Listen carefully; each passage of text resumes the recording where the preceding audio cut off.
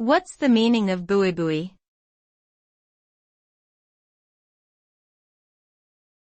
Buibui.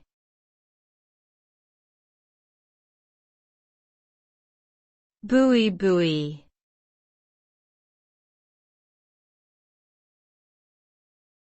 Buibui.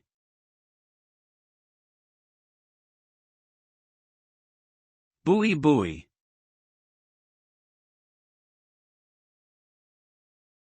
The word buibui is a Swahili term for a long, black gown with a head covering worn by Muslim women, especially on the east coast of Africa.